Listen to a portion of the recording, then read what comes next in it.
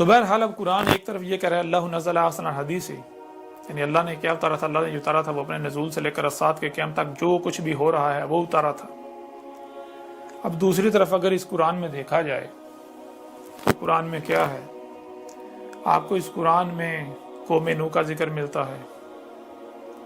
اللہ کے رسولوں کا جو نوح تھے۔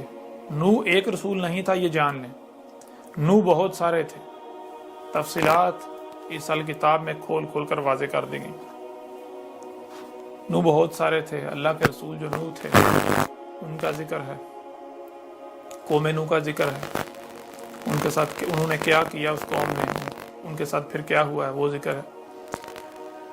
اللہ کے جو رسول عاد تھے ان کا ذکر ہے، جو قوم عاد تھی ان کی قوم، ان کا ذکر ہے، ہود کا ذکر ہے جو اللہ کا رسول ان کے آخرین میں بیعث کیا گیا جب عذاب دیا جانا تھا، عذاب سے عن قبل۔ اس طرح آگے بڑھیں تو جو اللہ کے رسول سمود تھے ان کا ذکر ہے، ان کی جو قوم ہے قوم سمود ان کا ذکر ہے، صالح کا ذکر ہے۔ اس طرح مزید آگے بڑھیں، قوم جو اللہ کے رسول مدین تھے ان کا ذکر ہے، جو قوم مدین تھی ان کا ذکر ہے، اور جو ان کے آخرین میں اللہ نے اپنا رسول شعیب کو بیعث کیا، شعیب کو بھیجا، شعیب کا ذکر ہے جس کی موجودگی میں عذاب دیا گیا، جسے عذاب سے عن قبل بھیجا گیا، جو کہ اللہ کا قانون ہے۔ اس وقت تک اللہ عذاب نہیں دیتا جب تک کہ رسول بیعث کر کے حجت نہ کر لے، اور پھر رسول کی موجودگی میں عذاب دیا جاتا ہے، رسول کو اور مومنین کو بچا لیا جاتا ہے،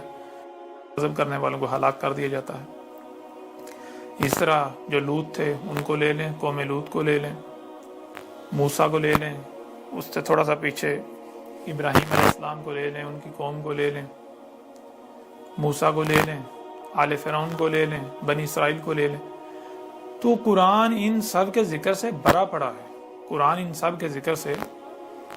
بھرا پڑا ہے۔ اب سوال یہ پیدا ہوتا ہے کہ اللہ نزل احسن الحدیث قرآن میں یہاں تو یہ کہا جا رہا ہے کہ اس قرآن میں اس کے نزول سے لے کر الساعۃ کے قیام تک کی تاریخ ہے، اس قرآن میں کیا اتارا گیا، جو کچھ بھی اس کے نزول سے لے کر آگے الساعۃ کے قیام تک ہونا تھا اس کا ذکر کیا گیا۔ لیکن جب قرآن کو اٹھا کر دیکھیں تو کیا سامنے آتا ہے، قرآن میں تو ماضی کا ذکر ہے، ماضی کی قوموں کا ذکر ہے، ماضی کی تاریخ ہے۔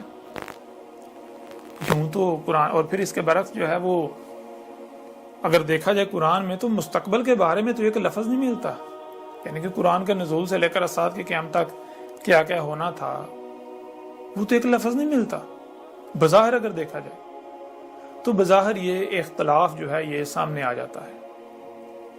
یعنی کہ قرآن میں یہ کہا جا رہا ہے کہ اس قرآن میں اس کے نزول سے لے کر الساعۃ کے قیام تک کی تاریخ ہے، لیکن جب اس قرآن میں دیکھا جائے تو یہ قرآن جو ہے اس کے بالکل برعکس ماضی کی تاریخ سے بھرا پڑا ہے، ماضی میں جو کچھ ہوتا رہا۔ تو یہ کیا، یہ تو بظاہر تضاد سامنے آ جاتا ہے۔ تو یہ تضاد نہیں ہے، کیوں تضاد نہیں ہے کہ اسی آیت میں اللہ کا آگے کیا کہنا ہے، کتاباً ایک ہی کتاب اللہ نے جو اتارا تھا، کیا اتارا تھا، کتاباً ایک ہی کتاب، ہر دور میں ایک ہی کتاب اتاری، کوئی دوسری کتاب ہے ہی نہیں۔ پھر آگے متشابہن، اللہ نے جو اتارا وہ کیا اتارا تھا، متشابہن۔ متشابہن کسے کہتے ہیں، متشابہن کہتے ہیں کہ جو آپ کو سامنے نظر آ رہا ہے وہ حقیقت نہیں ہے، اس کے بارے میں جو علم ہے وہ 100% چھپا دیا گیا۔ مثال کے طور پر آپ اپنی آنکھوں سے دیکھتے ہیں، سورج نکلتا ہے، اوپر چڑھتا ہے، کمان کی صورت میں سفر کرتا ہے، پھر غروب ہو جاتا ہے۔ اب آج ہر کوئی جانتا ہے کہ حقیقت نہیں ہے، حقیقت اس کے بالکل برعکس ہے، لیکن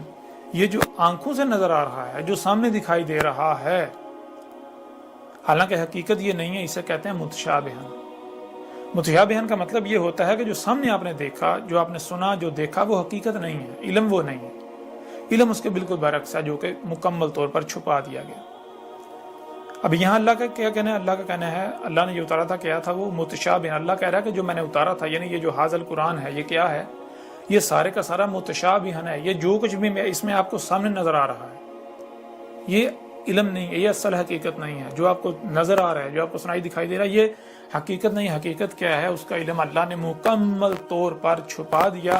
اور یہی وجہ ہے جس وجہ سے اللہ کے علاوہ اس قرآن کو کوئی بھی بیان نہیں کر سکتا، کوئی بھی کھول نہیں سکتا۔